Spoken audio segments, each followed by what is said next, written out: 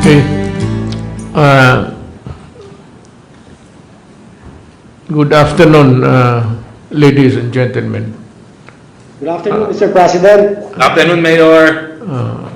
Before I proceed, let me welcome and also our thanks to our guest tonight who took time to join us and help us explain to the people why things are way they are. There are a lot of questions that which have just to be answered because the people have the right really to know what's going on. After all, we serve them. So, nagpapasalamat ako kay Dr. Edsel Maurice Salvania, Member Technical Advisory Group, TAG COVID-19, Dr. Marisa Alejandria, Member TAG for COVID-19, Dr. Anna Lim, Member TAG for COVID-19, and Dr. Cynthia Palme Saloma, Executive Director, the Philippine Genome Center, University of the Philippines. This is not really a scheduled meeting, but the last time we had a talk to the people, which Secretary Belio of the Department of Labor was invited. And in a nutshell, he was complaining about the length of time that the OFW and returning travelers or travelers and OFWs are being detained, to use the word, too long. That's what he said. And it has depleted the budget that has been allotted by government sa kanila, sa Department of Labor. So, there was a bit of a discussion, but I thought it wise to just maybe cut it, and since this is a question of science and medical issue, it would be useless for us to be debating here and talking about these things. We will just invite the experts, and so that they can shed light, provide enlightenment to us and to the public why this is so. Now, the thing here is, I'd like to ask Secretary Belio, do you want, or are you ready to repeat your, they are here. I would rather that sabihin mo na lang yung sinabi mo noon, kasi wala sila dito, so that they can respond correctly and accurately to your, well, it might be your misgivings or it might be your doubts. Hindi nila narinig but so kailangan you might just repeat it. Anyway, it's for public good. Wala namang problema diyan kung sino ang mali, kung sino ang hindi. There's nobody here who is really correct and nobody here who is totally wrong insofar as public good is concerned. So I would rather that you repeat what you have complained, it was really complained, and you have the floor.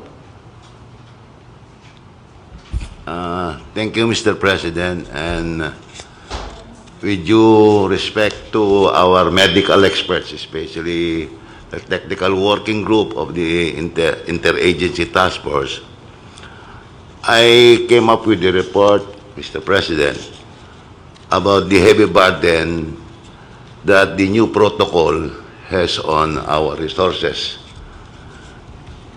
Ang sinasabi ko nga, Mr. President, from the record of the IATF and TFTGROF, one-stop shop, yung COVID-19 testing positivity rate of returning overseas Filipinos for 2020 is only 2.07%.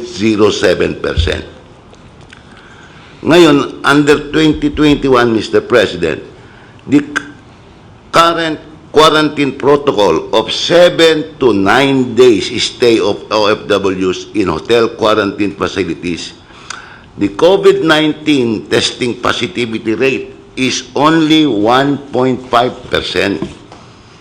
Kaya nga po kami nakikiusap sana, Mr. President, na kung mari, we go back to the original protocol noon, na pagdating nung ating mga OFWs, swab agad sila. Then, they are quarantined for 5 days while waiting for the result of the PCR test. Kapag negative sila, then they can be transported to their final destination. Kasi, Mr. President, aside from the economic consideration, these OFWs have long missed their homes. Ang tagal nila abroad, kumikita, naghihirap para lamang kumita para sa pamilya nila. Ngayon, inuwi natin sila. And they have to stay for almost 14 days in quarantine. Notwithstanding the fact na after 5 days, they've been found to be negative. Bakit hindi natin sila pauwin, Mr. President? And going back to my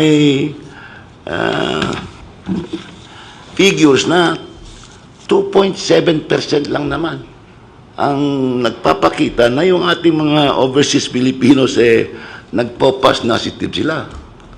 Kaya yun po ang pakiusap namin. August, I will still yield to the decision of the IATF, Mr. President. Kaya lang gusto ko pong iparating yung kalagayan ng ating mga OFW. Talagang hirap na hirap sila, Mr. President. They are crying. Itong cellphone ko, Mr. President, no less than 300 to 500 text messages I receive from them every day. Kailan kami uwi? Ang tagal naman ng resulta ng PCR. Gano'n, Mr. President. And we cannot close our eyes to the miseries of our OFWs. Kaya yun, pakiusap lang naman, Mr. President. Kung pwede naman, pwede lang. Kung hindi naman, then we still submit to the decision of the IATF, Mr. President. Okay. Is that all? Yun na yun, Bot? Yun naman talaga ang sinabi mo noon. It is the same. So, I'd like to call before our government members of the panel, I'd like to call Dr. Edsel Maurice Serpania. Sir, can you enlighten us on this? Yes, thank you, Mr. President. Good afternoon to all the members of the IATF and the resource persons. I completely understand and commiserate with Secretary Bello that this is really something that is a difficult situation, especially quarantine. Ako po last year, na-quarantine rin po ako, and it was really the longest few days of my life na separated from the family. So I understand the personal impact of this po. However, we know po that COVID, especially the variants of concern, have come into the country through the different through returning travelers po. And this is why it is really essential that we have some sort of control to prevent the entry of these variants of concern. Do I have my slides? Can I ask the Secretariat to share my slides?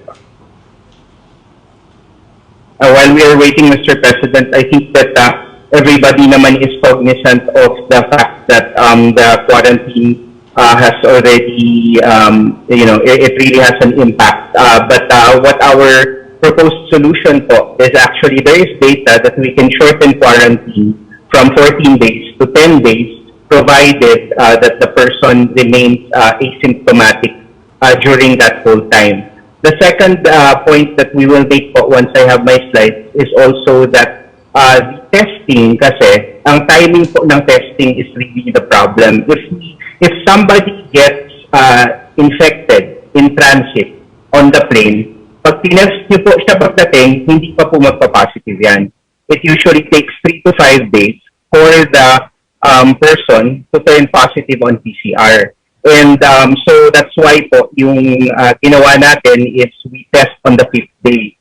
But based on the Department of Health data, in fact, even after the 5th day, there are still about 40% of people who still test positive on the 7th day po of arrival. So our proposed solution po kasi is that the testing, even on the 5th day, will still not pick up everyone. So it is either we test on the 7th day or we completely do away with the testing but make sure that we quarantine everybody until the 10th day po. And this can be done in facility, but again, it is very expensive, or we can do this at home as long as the LGUs can supervise strict every day. Parang po yung sa Singapore na alam po nila kung lumalabas yung tao o hindi, para sigurado po na hindi sila maka-spread ng COVID, because that is really our biggest concern, is that if somebody comes in with a variant of concern and transmits it to the community, which has already happened in Pasay, magkakalat po talaga and magsusearch po tayo ulit. Test on arrival po, tapos if negative, complete 14 days isolation at home or at the LGU. And then, noong December 2020 po, when we met with you po sa Malacanang because of the variant, ang ginawa po natin, 14 days facility-based quarantine. And we tested on the 5th day. And then, earlier this year, in February, we shifted to the 5-day facility quarantine with testing on the 6th day. And kung negative, rini-release po. With the stipulation that the LGU continue to make sure that they quarantine to complete 14 days po. Next slide, please. So, ito po yung advantage ng dati before December. Mabilis po siya kasi testing on arrival, and of course, it's less costly. The disadvantage is that because kung nahawa ka ng virus in the plane, hindi pa magpa-positive yung test mo, and if we release you, then ikakalat mo po yung virus in your LGU if they are not very good at ensuring na na-quarantine po kayo ng 14 days. So, nasa handoff po ito from the airport to the LGU na nagkakaroon ng problema. Next slide, please.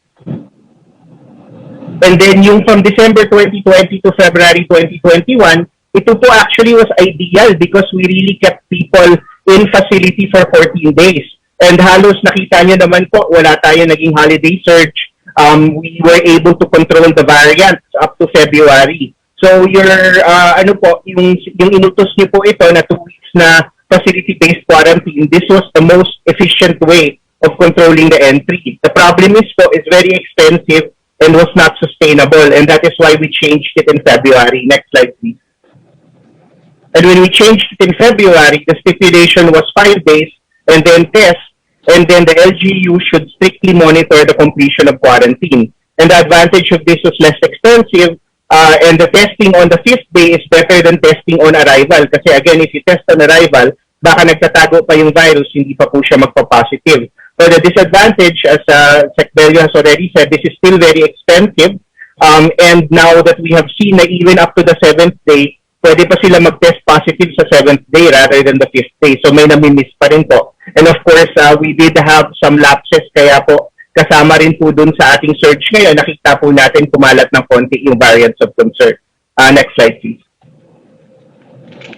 And so, yung just some definitions po, when we talk about true and false positives, yung pag nag-positive po sa PCR, almost always tunay po yan. The only question is whether nakakahawa siya or naka-recover na siya. And then, we can distinguish this naman as long as we look at the history of the traveler. Kung nagkaroon na siya ng symptoms, most likely, nawawala na yon. Pero kung nagsisimula pa lang yung symptoms niya, that is a real positive. We can distinguish that po. So, false positive is very rare. So, hindi po namin iniisip yun masyado. If somebody tests positive, the safest action po talaga is to isolate, especially kung may variants of concern tayo kasi nakita nyo naman kahit yung nangyari sa Benguet, isa lang yung makalusot, catastrophic po talaga. Next slide, please. This really just shows po yung rate of RT-PCR result. If you notice, wala pong 100% dyan. And that is why we say that testing is optional kasi even if you test someone who is symptomatic, there's still a possibility na magne-negative pa rin yung test. And so this is why it is we say that testing is optional for as long as we can complete the 10 days quarantine. Kasi yun po yung mas sigurado to say na hindi nakakahawang isang tao rather than testing on the first day, on the 5th day, or on the 7th day. Next slide, please. This just shows the period na nagpa-positive po yung virus at kung kailan po siya nakakahawa. Next slide, please. So ito po yung proposed changes as we have already mentioned. We can shorten the duration of quarantine from 14 days if there are no symptoms to the end of 10 days. Basta walang symptoms, we can do it 10 days. Testing is optional unless somebody is symptomatic. If we are going to test someone who does not have symptoms, it should be done on the 7th day. Ideally pa rin, facility-based quarantine, but we recognize that this is very expensive. If for LGU home quarantine, as long as it can be assured, dapat daily po and strict compliance at home, and dapat set up po talaga yung house. And then any positive test will be reviewed, but the safest to assume it is still contagious, and you need to complete isolation. Next slide, please. So there are two options that we are talking about. One is strict facility quarantine and selective testing. So we want everyone to get isolated for 10 days. But you can optional po yung 7th day testing. Kahit walang testing, pag nakumpleto yung 10 days and walang symptoms, we can release them po. Next slide, please. And then option 2, if tapos po talaga yung funds for facility-based quarantine, we can do strict LGU quarantine. If they are set up at home, we can do that. If not, sa TTMF, kung pwede. And selective testing, as mentioned, on the 7th day po. Next slide.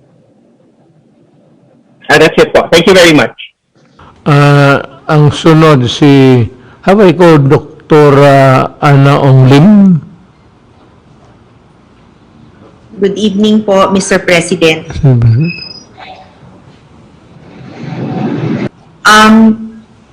The Technical Advisory Group had some preliminary discussions po regarding the current issue, and we were thinking that based on the data that we have right now, it's a better option to review the testing protocol, make sure that it can be done at a later, rather recommend that it be done at a later time, but that the critical intervention should really be that quarantine should be strictly enforced, because whether or not testing is done, for as long as quarantine can be imposed, then we continue to keep our borders safe. So yun pong nuances nun, when the test is best done, will actually be moot kung ma-i-impose po natin ng maayos yung quarantine from end to end. Sir, I mentioned po that the recommendation that the TAG worked on as it met prior to this briefing was actually to propose that it's more critical to focus on quarantine measures because this will ensure that any entry of variants from travelers can be better controlled. This is really coming from the fact that tests always have a false negative rate. And if we really want to secure our borders, then the only way to go is to implement quarantine strictly. Well, preferably for 14 days, but at the minimum, at least for 10 days po.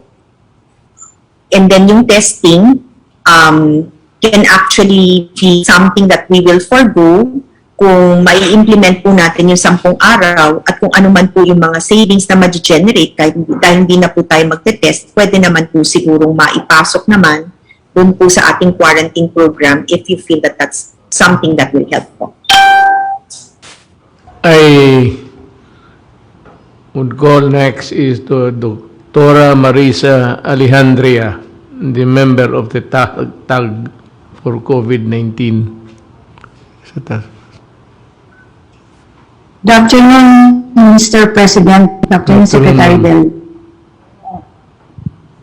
Yes, I appreciate and understand the physical, mental, and emotional burden, plus the financial burden, economic burden brought about by our quarantine policy. However, we recognize also that quarantine is really one way to prevent the spread of the virus, and considering that this virus has a pre-symptomatic, yung may tinatawag tayong phase na kahit wala pang symptom, pwede na siyang makahawa. Kaya that is the basis po for the 14 days. Yung incubation period is 5 to 14 days. So, median of 5 to 7 days. Ang pinaka-infectious period is yung first week, 5 to 7 days. And that was the basis of testing at the 5th day. But as mentioned by Dr. Salvania, and we looked for new data, so there is data from CDC, and they did modeling studies also that we can reduce the quarantine period to 10 days, from 14 days without testing, and the residual transmission risk is just about 1%, can go down to 0.1 to 10%. So yun yung parang compromise, or it's a good compromise in the sense that we reduce the duration of the period of quarantine with minimal effect on the number of infections that we may miss out. So just for, as long as they remain asymptomatic without symptoms, and they will complete the quarantine period in the LGU, at home, or at the quarantine facilities with strict implementation and monitoring po. So, the TAG experts, we concur that we can relax the 14 days to 10 days without testing as long as they remain asymptomatic and monitoring is strictly implemented. At any period that the traveler or the overseas Filipino worker gets symptoms during that 10-day, then testing should be done. So the system should be in place to be able to isolate once they get symptoms and they get tested. And then that's the policy that we can adapt if we are to considering that taking into consideration the economic burden, the physical, emotional burden that the 14-day quarantine is imposing. Thank you po. So, Doktora, may tanong ko lang ho sa inyo. So, the 10 days is the barest minimum para it cannot go pinaka ano na yan ho. Okay. 10 days po without testing. May isang scenario, if we want to test at 7 days.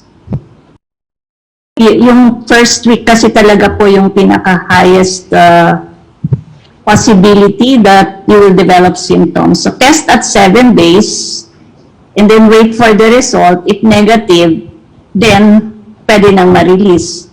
So mababawasan siguro from 10 to, depende on how fast the turnaround time of the result is, go down to 8 days, 9 days, no? But with testing, if we want testing, but it has to be at the 7th day. That's the other scenario. Siguro, i-costing yon, no? How much is the cost of the test and the, kung mabawasan yung 10 days ng 9 days, 8 days, no? If you have a negative result. So, the quarantine period should not go below 7 days. So, maglalaro lang po sa 7 to 10 days kung maglalagay tayo ng testing para mabawasan yung 10. Bob, Secretary Bello, do you have any question?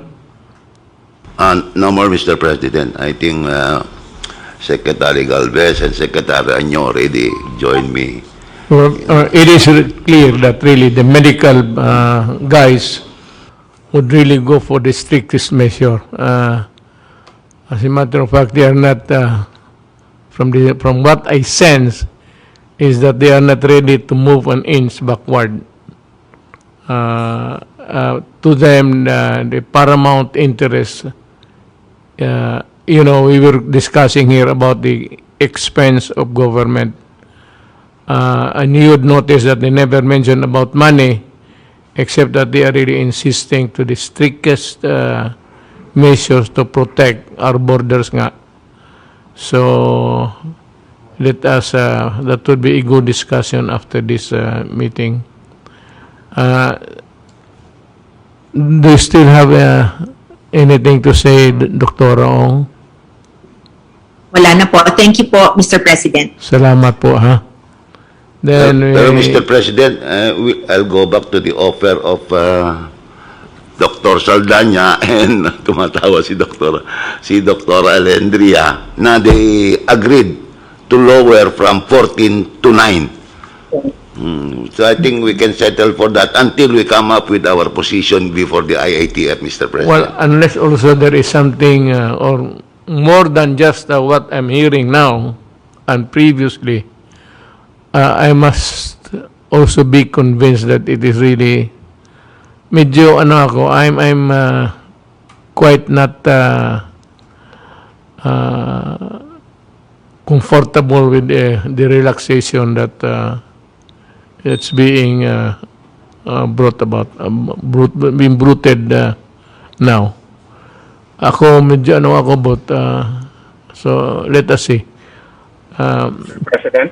Maybe we would be more educated if we hear Dr. Cynthia Palmes Saloma. Baka malinawan tayo. We can agree on or disagree. I seem to side with the doctors because I am a frustrated doctor and that's understandable. Hello po, Go Mr. ahead. President. Ma'am. Okay po. Gusto ko pong sanayunan yung sinasabi kanina ni Dr. Ana Ongling yung never test at the time of arrival. So kung mag-test tayo sa time of arrival, pwede rin po mag-false negative yun, di ba? Kung mag-test naman po tayo on the 5th day or on the 7th day, mas maganda yung chances na makatch natin. But at the very least po, Mr. President, we really have to enforce yung strict quarantine, no? It could be 10 days. The most ideal is 14 days. In other countries, they even do it for 21 days. So, yun po yung makikita natin. At sa pag-aaral po natin, Mr. President, based on genomic sequences, may isa lang na makalusot. May isa lang na makalusot. Manganak siya ng marami. If you see the genetic tree po ng virus, may isa lang makalusot, 5. Ang 5 manganak. At ito, yan po yung nakikita natin dito sa mga B117, itong UK variant, at ito yung mga South African variant. Kung titingnan po yung roots nila, 1, 2 lang makalusot, manganak na sila ng manganak. At alam din po natin na, syempre, nanggaling din po, kung titingnan natin sa tree, yung galing din naman sila sa ating borders, no? So may mga weakness yung ating borders na gusto po natin pagpabutihin pa. Kaya po, kailangan talaga yung quarantine measures. Alam mo naman, President, kung iuwi natin sila sa mga bahay, alam mo naman tayo mga Pilipino, exuberant, ang hirap talaga mag-chat-chat talaga sa neighbor, mga kapatid, mga kaibigan. So, kailangan din po na kahit doon, pauwiin man sila sa bahay nila o LGU man sila, we really need to enforce po yung strict quarantine. Yan lang po talaga yung ating panlaban dito. Salamat po. Ang masabi ko, ma'am, is actually kung yung protocol sa bahay, hindi nasusunod yan.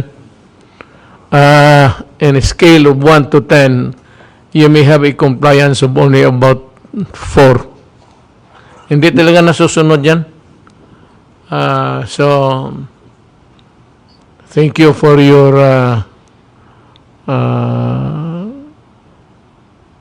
educating us more of the dangers of COVID-19.